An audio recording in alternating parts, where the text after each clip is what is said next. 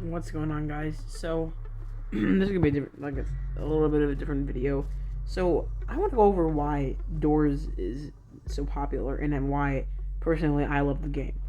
Now, so since it's a different style of video and there might be some newer people watching this, so if you guys after the video, if you actually stick around as long as you should, then if you like the content, then just subscribe. But without further ado, let's get into the video.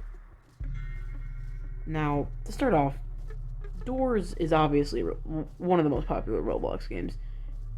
Now, obviously, last year, which was when the game was made, I literally never heard anyone talk about this game. I don't know how many place visits or how many I don't know how much people were playing this, but this game is a masterpiece.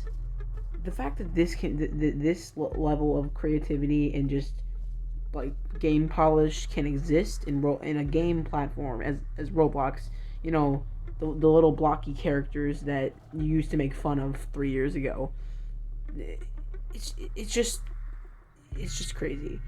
Now, the one thing exactly that I think that makes the game so special is just how the sheer fear of seeing your first monster. Now, normally in a game like FNAF, which I love FNAF is my favorite game franchise, you already know that you're about to be attacked. But my first time going into this, which is up on my second channel, our second channel, go subscribe to it right now. But what's so special about it is, what's different to FNAF is that the fact that you don't really know what's going after you. Like, for instance, our first run through, what happened exactly was we were just playing, and Judah just started briefing us, even though we had no idea what was actually happening. So while he was briefing us, the lights went off. We had no idea what was happening, but all of a sudden the room we were in, we heard a noise, and the room we were in just went black, and we died. Now, this wouldn't have been such of a big deal if somehow we could have been if we had watched any videos before that. But I read the description for the game, and it said it strongly recommended you don't go into this with any watching anything. So I went into it raw, and I do not regret that decision. This is one of the best games I've ever played on Roblox. Yes, it doesn't need an update. Hopefully that comes tomorrow. Hopefully, maybe, please. But for instance, that first time you see Rush is one of the scariest times you've ever seen Rush, and nobody's telling me otherwise. But for some reason, it's just the fact that somehow every single monster is scary in the room. Personally, the only one I actually get scared at, though, is Timothy. Timothy is the embodiment of just... I don't like spiders, basically. For instance, there's some that you barely ever see. Like the Jack, basically. You have a 1 in 20 chance of encountering Jack when you open a closet, and a way higher chance of encountering, or a way lower chance if you just find him in a hallway. Now, it's just the fact that something like that can exist. It's just a random wild card. It can't jump scare you. It just appears. Well, I mean, I can't kill you. It can jump scare you. It just appears, and you have a chance of getting scared if you jump at stuff. That's another one. That he's one of the only things that actually jump at, just because of the noise, or the sound cue, and that is like fire crackling or something. I have no idea. But it's just the fact that most horror games in Roblox are really predictable. There's some good ones, like the Mimic's really good. Forgotten Memory, haven't got the chance to actually play that, but I've tried, and but I can't really give it an opinion on it yet. But it's it's just the doors in itself. It's very unsuspecting. You think it's just gonna be one of those like Flamingo made a YouTube video on it and it just became popular and then it dies out in 5 minutes. This game has had like one of the most like secure fan bases ever. Like no one's really leaving. People are just joining.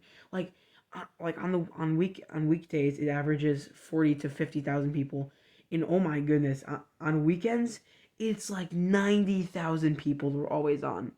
Now, do I think that the game will eventually fall off?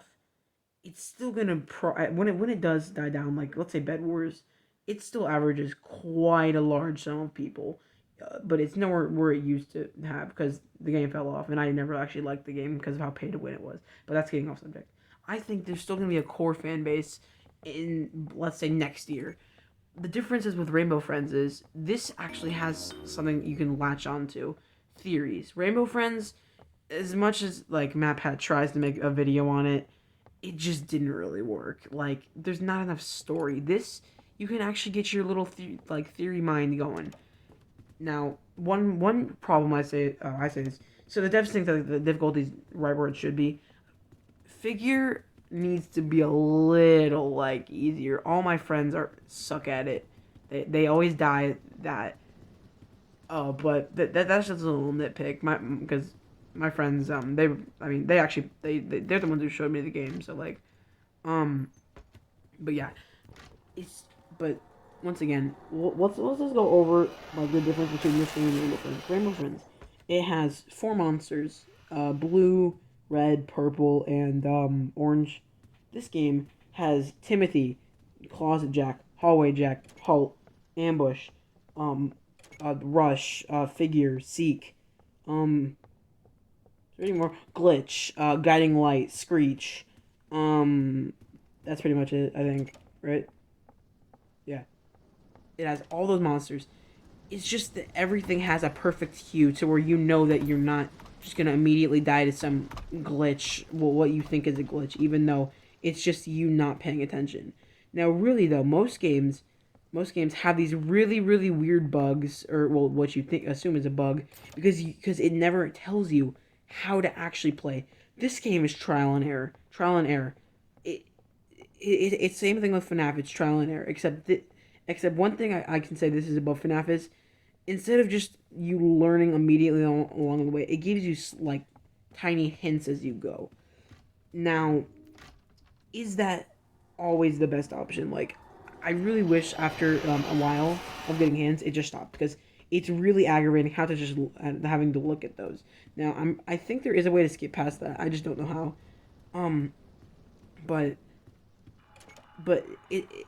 another thing is how scared you can just get from just not knowing what entity could be on the next door, because you can just be going from door 26 all the way to like 32, and the only thing you encountered was Screech.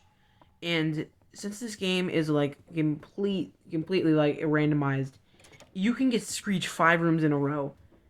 Now, how I got this? I got it 4 times in a row once, and then there was a 1 room break, and then I got it twice more.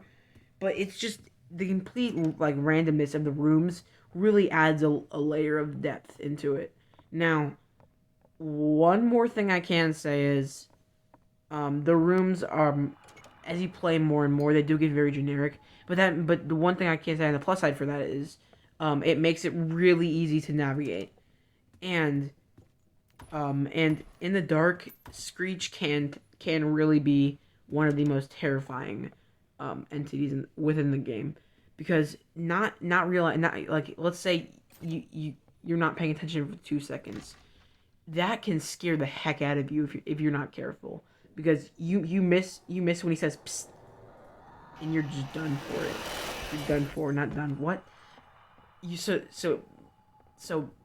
you always have to be paying attention. Like Halt, if you're not careful, if you're not, oh, I forgot Hide as well. So about with the monsters. If you're not careful with Halt, the lights keep flickering. You think that Rush is about to attack you. You don't listen for the audio, which he has an audio noise.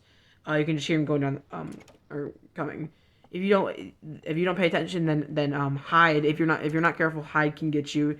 you lose 1/3 of your health, or is it half? I don't even know. I've never been actually attacked by him, but I know that people have almost died. But but but then after you just lost some of your health, you go immediately into Halt. And Halt, honestly, maybe one of the better entities within the game. I'd say the weakest entity. I'd say it's Rush, just because he's the one you encounter the most. But this is my little essay on the game. Personally, I love this game. I hope it continues to grow in popularity. But for it to stay as popular as it is right now, I feel like it needs more consistent updates. Because I feel like an update in September would have done good. But hey, I what do I know about being a dev? Also, what do I know in general about any of this? Um, this is obviously just my opinion. So if you guys disagree or thought I should have mentioned something, if YouTube doesn't take the comments away because it thinks I'm a 5-year-old, then you can probably do that and subscribe. And yeah, bye.